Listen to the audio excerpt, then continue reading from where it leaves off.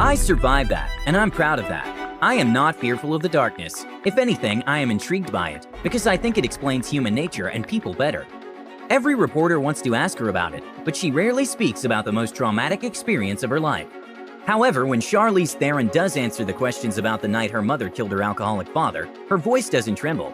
Today's video is about the series of events in Charlize Theron's life that has shaped her as a person and as an actress. And then at one point he put his hand on my knee. Aye. And that's when I just went, oof. It was the year 1991. 15-year-old Charlize was living with mom and dad in her native South Africa. Her dad, Charles, was a verbally abusive alcohol addict. His daughter, so as his wife, never knew what to expect from him. Their days depended on whether Charles would drink or not. The situation seemed hopeless. One night, he came home with his brother after drinking heavily and threatened Charlize's mother with a gun. My father was so drunk that he shouldn't have been able to walk when he came into the house with a gun. My mom and I were in my bedroom leaning against the door because he was trying to push through the door. So both of us were leaning against the door from the inside to have him not be able to push through. He took a step back and just shot through the door 3 times. Theron's mother grabbed her gun and shot back, killing Charles and wounding his brother. Police later determined it was self-defense. Charlize confesses she would do the same thing to protect her child. Theron had to undergo therapy over those dramatic events, but she never let her past define her future. I couldn't change it, no matter how much I wanted to. It was tragic. And I was just never gonna define myself as a victim And maybe that's what I love about my characters, you know? They're not victims. Instead, she decided to focus on what she wanted to achieve in life. When Theron turned 16, she won a modeling contest and traveled to Italy to enter another competition. Then, she started working in New York as a fashion model till she was 18. But her longtime dream was dancing, which she had to give up on over the injured knee that didn't allow her to go professional. Before she landed her first gig in 1995 in the movie Children of the Corn 3: Urban Harvest, Theron was invited by a famous director to an audition at his home.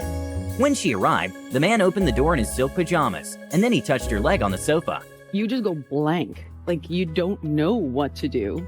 But I left. I don't even know how I got out of the house, but I left. Theron left in a hurry, but later she became angry with herself. I just kept hitting the steering wheel. I put a lot of blame on myself, that I didn't say all the right things, and that I didn't tell him to take a hike, and that I didn't do all of those things that we so want to believe we'll do in those situations. We still don't know the name of the director in question, at least yet. In a recent development, the actress, whose latest film Bombshell deals with a sexual harassment scandal, said she didn't want to name the director while promoting the film, in order not to take over the importance of the story depicted in the movie. I think there will be a time and a place where I will definitely share this again, the way I've always been honest about it.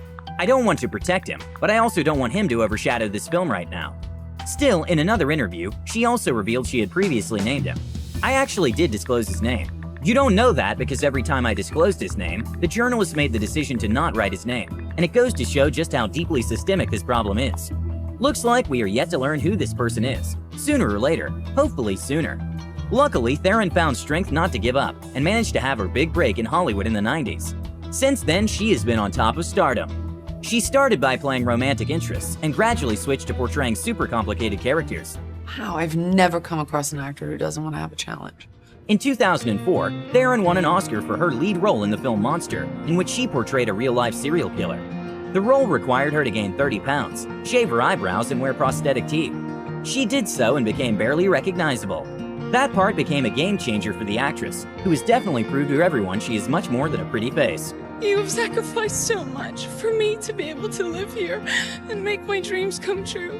And there are no words to describe how much I love you. Theron is quoted as saying that she isn't necessarily against what she calls glamour roles, but she always goes for a really great story over something that is meant to make her look pretty.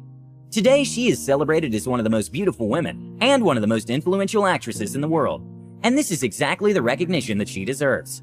Let us end the video with the same quote we used in the beginning, but that now makes it so clear that Charlize took all the horrors of her past and made them part of her acting narrative.